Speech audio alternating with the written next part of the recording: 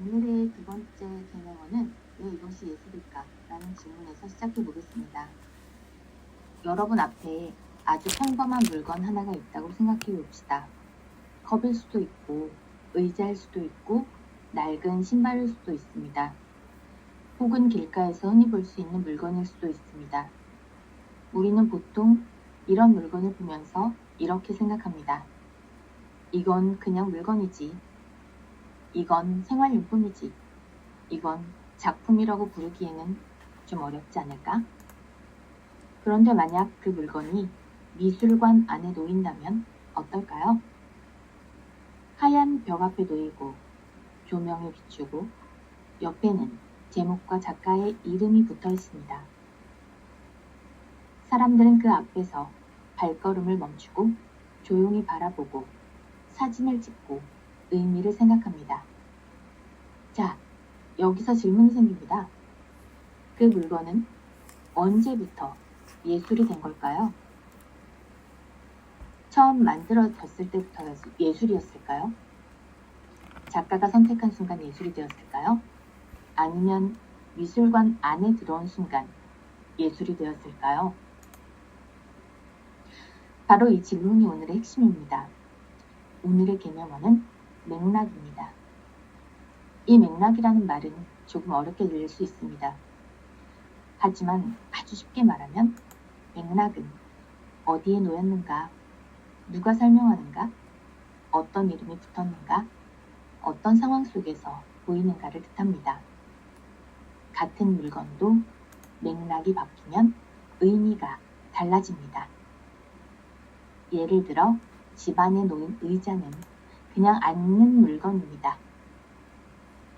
그런데 그 의자가 전시장 한가운데 놓이고 제목이 붙고 사람들이 그것을 작품으로 바라보기 시작하면 우리는 더 이상 그것을 단순한 의자로만 보지 않게 됩니다.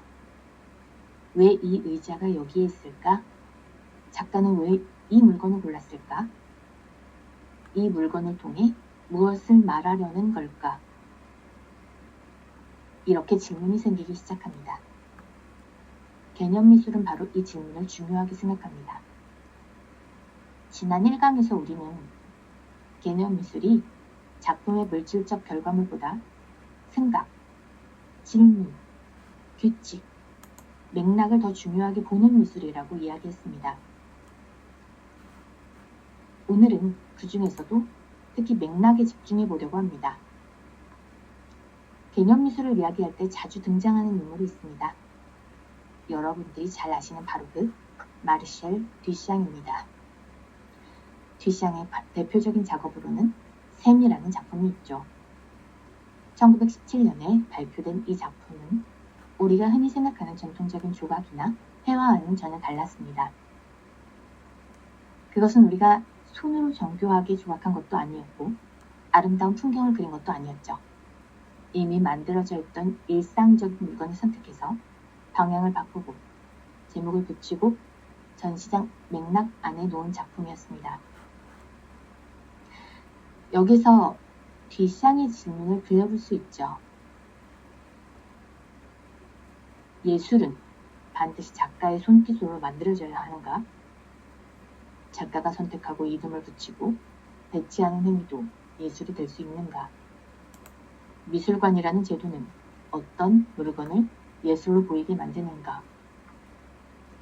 이 질문은 당시 미술의 기준을 크게 흔들었습니다.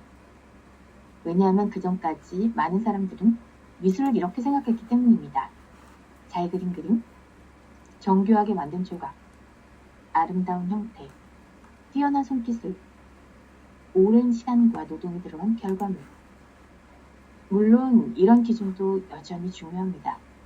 하지만 듀샹의 예술은 다른 질문을 하기 시작했죠. 작품이란 무엇인가? 예술은 어디에서 시작되는가? 작가의 역할은 만드는 사람인가, 선택하는 사람인가? 관객은 보는 사람인가, 의미를 완성하는 사람인가? 이 질문이 바로 개념 미술의 중요한 출발점입니다. 여기서 중요한 것은 듀샹이 단순히 아무 물건이나 예술이 될 수 있다고 말하는 것이 아니라는 점입니다. 핵심은 물건 자체보다 그 물건을 둘러싼 맥락입니다. 어떤 물건이 선택됩니다. 그 물건에 제목이 붙습니다. 그 물건이 전시장에 놓입니다. 그 물건을 사람들이 작품으로 바라보기 시작합니다. 그리고 그 앞에서 질문이 생기죠.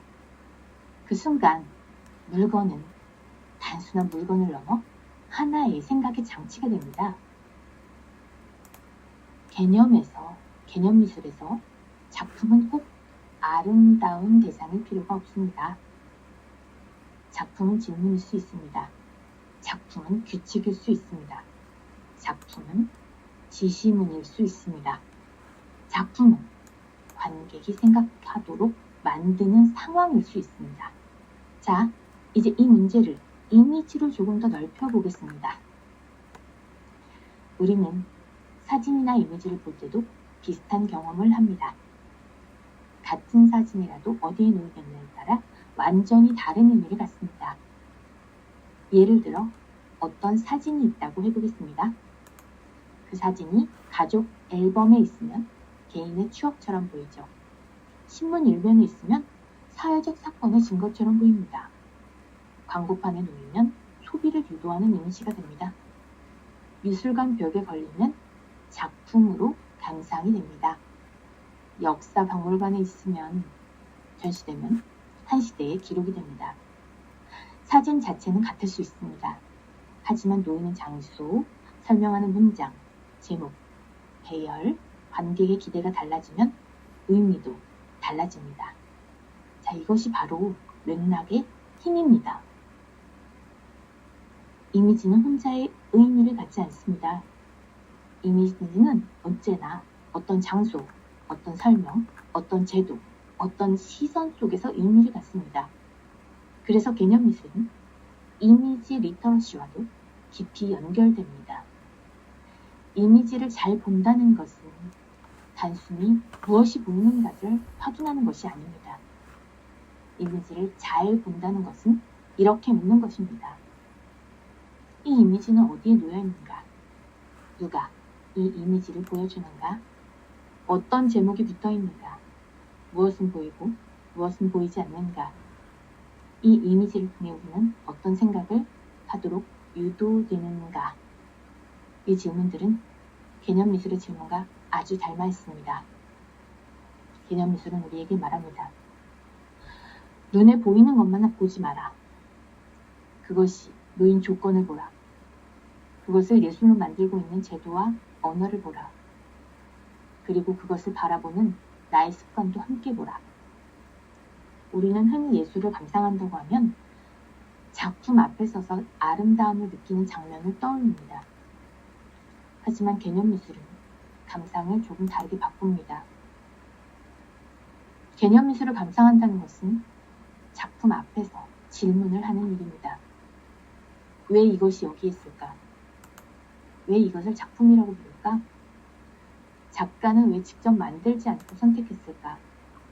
이 작품은 나에게 무엇을 생각하게 할까? 나는 왜 이것을 처음에는 예술이 아니라고 느꼈을까? 이 마지막 질문이 특히 중요합니다. 나는 왜 이것을 예술이 아니라고 느꼈을까? 이 질문을 통해 우리는 자신의 기준을 보게 됩니다. 내가 예술이라고 믿어온 기준이 무엇이었는지 알게 됩니다. 나는 아름다운 것을 예술이라고 생각했는지, 손이 많이 가는 것을 예술이라고 생각했는지, 유명한 미술관에 걸린 것을 예술이라고 생각했는지 돌아보게 됩니다. 개념 미술은 작품을 통해 관객을 시험하는 것이 아닙니다. 오히려 관객이 가지고 있던 익숙한 감상 습관을 천천히 드러나게 합니다. 그래서 개념 미술은 어렵게 느껴질 수 있습니다. 왜냐하면 개념 미술은 친절하게 그것이 아름답다고 말해주지 않기 때문입니다. 당신은 이렇게 묻습니다.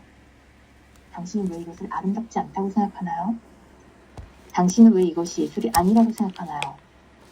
당신이 생각하는 예술의 기준은 어디에서 온 것인가요? 이 질문이 바로 개념 미술의 힘입니다. 오늘의 내용을 정리해 보겠습니다. 첫째, 개념 미술은 작품의 결과물보다 그 작품이 던지는 질문을 중요하게 봅니다. 둘째, 뒷시장의 작업은 예술의 손기술뿐만 아니라 선택, 배치, 이름 붙이기, 맥락의 문제일 수 있음을 보여주었습니다. 셋째, 같은 물건과 같은 이미지도 어디에 놓이고 어떻게 설명되느냐에 따라 완전히 다른 의미를 갖습니다. 오늘의 핵심 문장은 이것입니다. 자, 예술은 물건 자체가 아니라 그 물건을 둘러싼 질문과 맥락 속에서 다시 태어날 수 있습니다. 그러니 다음에 어떤 작품을 보고 왜 이게 예술이지? 라는 생각이 든다면 그 순간이 바로 감상의 시작일 수 있습니다. 그 질문을 피하지 말고 좀 더 따라가 보세요. 이것이 왜 예술일까? 누가 이것을 예술이라고 부르는가? 이것은 나에게 어떤 생각을 하게 만드는가? 개념 미술은 바로 그 질문 속에서 시작합니다. 다음 강의에서는 이 질문을 이미지 읽기로 조금 더 확장해 보겠습니다. 다음 개념어는 프레임입니다. 같은 장면도 어디까지 보여주고 어디에서부터 잘라내느냐에 따라 의미가 달라집니다. 다음 시간에는 우리는 이미지를 보는 것이 아니라 프레임 안에 들어온 세계를 본다 라는 이야기를 해보겠습니다. 자, 오늘의 기억 포인트 한번 이야기해 볼게요. 개념 미술은 물건을 보는 것이 아니라 그 물건이 예술이 되는 조건을 묻는 예술입니다. 자, 한 문장 기억 포인트 한번 이야기해 볼까요? 개념 미술은 보는 것이 아니라 그 물건이 예술이 되는 조건을 묻는 예술입니다. 여러분들 다들 알고 계시리라고 생각합니다. 자, 오늘의 수업은 여기서 마치겠습니다. 자, 다음 수업은 프레임이라고 말씀드렸죠? 네, 다음 수업에서 또 뵙도록 하겠습니다.